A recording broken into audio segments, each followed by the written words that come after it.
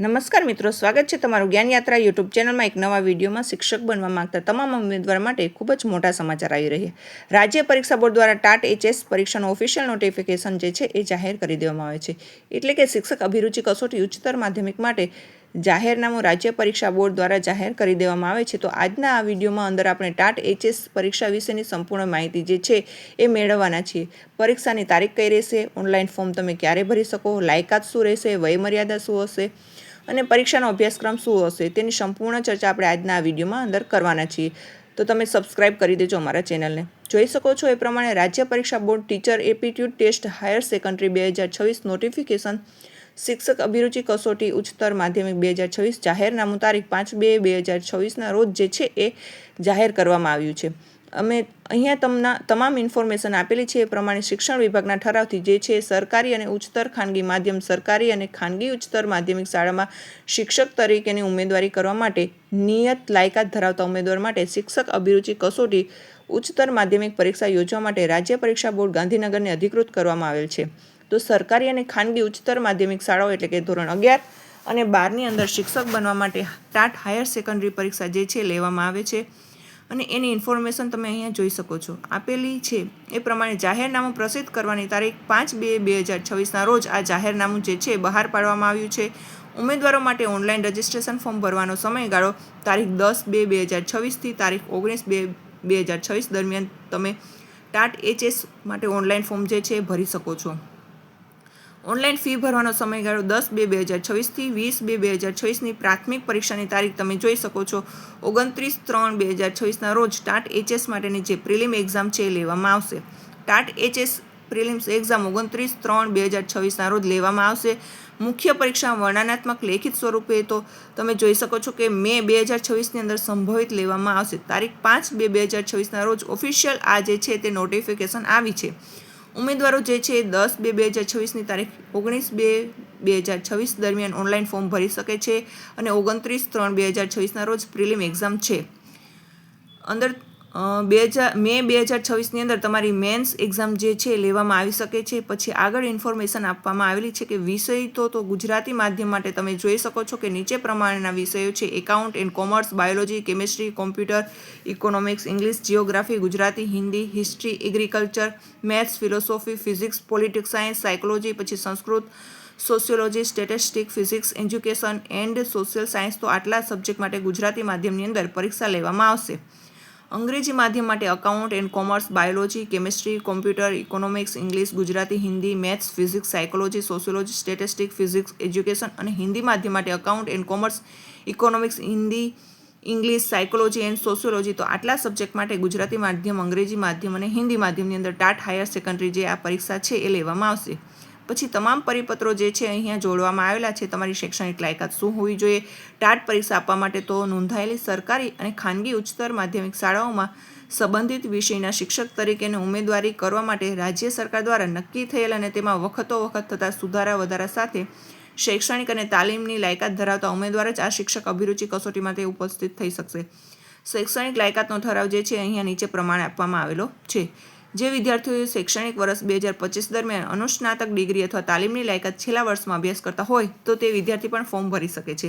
એટલે કે તમે અનુસ્નાતક ડિગ્રીના છેલ્લા વર્ષમાં હો અથવા તો તમે બીએડના છેલ્લા વર્ષમાં હો પણ તો પણ તમે ફોર્મ ભરી શકો છો. આવા વિદ્યાર્થીઓની પરીક્ષાની અરજી તેઓ છેલ્લા વર્ષની પરીક્ષાના પરિણામે આધારે રહેશે. આ પ્રકારની તકથી ટાટ એચએસમાં ઉપસ્થિત થનાર ઉમેદવારોને ભવિષ્યમાં શિક્ષકની ભરતી પ્રક્રિયામાં સંબંધિત લાયકાત પાસ થયેલી માર્કશીટ રજૂ કરવાની રહેશે. એટલે કે જે વિદ્યાર્થી છેલ્લા વર્ષની અંદર અભ્યાસ કરતા હોય અનુસ્નાતક કક્ષાએ અથવા તો બીએડ કક્ષાએ તેઓ પણ જે છે આ ભરતી માટે ઓનલાઈન ફોર્મ જે છે ભરી શકે છે. પરીક્ષા ફી કેટલી ભરવાની રહેશે? તો કે એસસી, એસટી, એસસીબીસી, ઈડબ્લ્યુ અને પીએચ કેટેગરીના ઉમેદવાર જે છે એને 400 રૂપિયા ભરવાની રહેશે. જ્યારે સામાન્ય કેટેગરીના છે એને 500 રૂપિયા ફી ભરવાની રહેશે. હવે અભ્યાસક્રમ અમે તમારી પરીક્ષા કેવી રીતે લેવામાં આવે છે એના વિશે તો સૌપ્રથમ તમારી જે છે એ પ્રાથમિક પરીક્ષા એટલે કે પ્રિલિમ એક્ઝામ લેવામાં આવશે. એ જે છે એમસીક્યુ વાળી હશે. એની અંદર પછી જે ઉમેદવારો પ્રિલિમ્સ પરીક્ષા પાસ કરે છે એમના માટે જે છે ડિસ્ક્રિપ્શન ટાઈપનું જે છે એ મેન્સ એક્ઝામમાં લેવામાં આવશે. જે તમારી પ્રિલિમ એક્ઝામ છે એના માટે તમે અહીં જોઈ શકો છો કે પ્રાથમિક પરીક્ષા 200 માર્ક્સની રહેશે. એની અંદર જે છે એમસીક્યુ પૂછવામાં આવશે અને 2 વિભાગની અંદર રહેશે.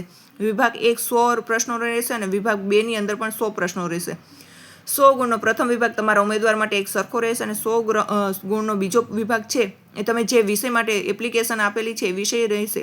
બંને કસોટીના વિભાગનું સળંગ એક જ પ્રશ્નપત્ર રહેશે.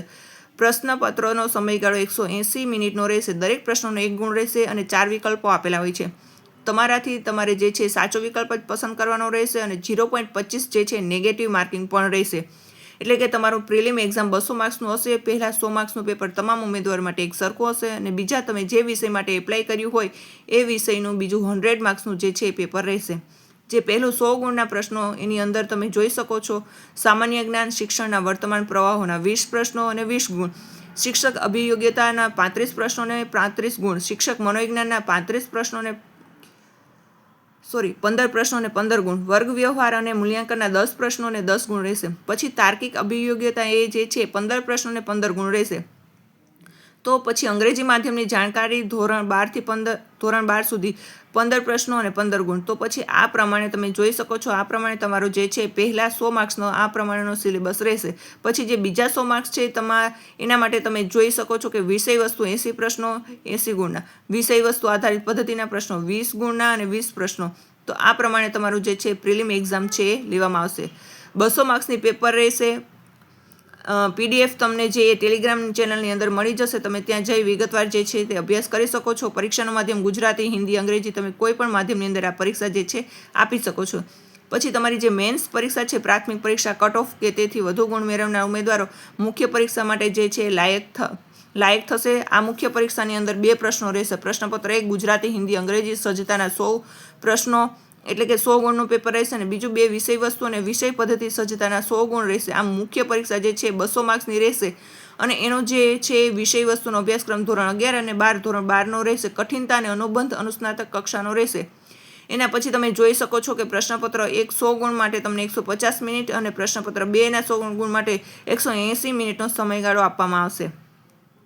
પછી ગુજરાતી માધ્યમ માટે ગુજરાતી ભાષાની ક્ષમતા, હિન્દી માધ્યમ માટે હિન્દી ભાષા અને અંગ્રેજી માધ્યમ માટે અંગ્રેજી ભાષા ક્ષમતાનું તમારું જે છે 100 માર્ક્સનું પેપર આ પ્રમાણે આવશે અને એનો સિલેબસ તમે અહીંયા જોઈ શકો છો. અહીંયા જે છે આખો સિલેબસ જે છે નીચે આપી દેવામાં આવેલો છે અને અંગ્રેજી માટે સિલેબસ આ પ્રમાણે રહેશે અને એ પણ જે છે અહીંયા આપી દેવામાં આવેલો જે છે.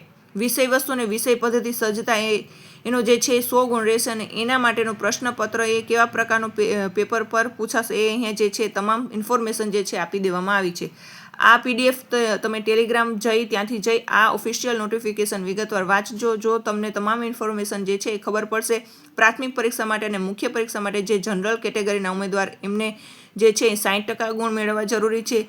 SC, ST, SCBC અને જે દિવ્યાંગ કેટેગરીના ઉમેદવારો છે એમને પાસ થવા માટે 55% ગુણ મેળવવાના છે એ જરૂરી છે. પછી મેરિટ લિસ્ટ જે છે જ્યાં સુધી બીજી ટાટ પરીક્ષા લેવામાં નથી આવતી ત્યાં સુધી તમારી જે છે ટાટ પરીક્ષા જે છે વેલિડ ગણવામાં આવશે. એના પછી આગળ ઇન્ફોર્મેશન આપેલી છે. કસોટી અગત્યની સૂચનાઓ આપવામાં આવેલી છે. તમામ જે છે ઇન્ફોર્મેશન આપેલી છે અને જે ખૂબ જ જરૂરી પરિપત્રો એ પરિપત્રો પણ જે છે અહીંયા જાહેર કરી દેવામાં આવેલા છે.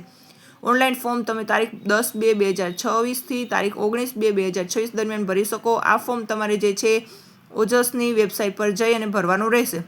તો તમારે જે છે ઓજસની વેબસાઇટ પર જઈ અને ફોર્મ ભરવાનું રહેશે. ફોર્મ ભરવાનું શરૂ થશે તો આપણે વિડીયો બનાવી દઈશું કે તમે ફોર્મ જે છે એ કેવી રીતે ભરી શકો છો.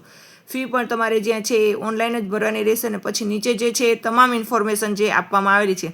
તમારી લાયકાત શું હોવી જોઈએ એની ઇન્ફોર્મેશન આપેલી છે. તો લાયકાત માટે પણ જે છે તે તમે જોઈ શકો છો કે નીચે જે છે એ પરિપત્ર આપવામાં આવેલો છે. તો લાયકાત તમારી જે છે એ શિક્ષક તરીકે લાયકાત હોવી જોઈએ એની તમામ ઇન્ફોર્મેશન એ નીચે પરિપત્રોની અંદર આપવામાં આવી છે.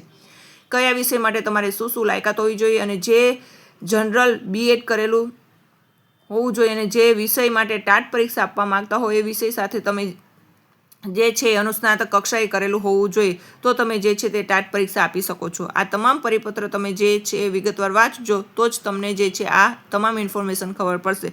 આવી જ નવી અપડેટ સાથે ફરીથી મળીશું. ત્યાં સુધી જય હિન્દ, જય ભારત.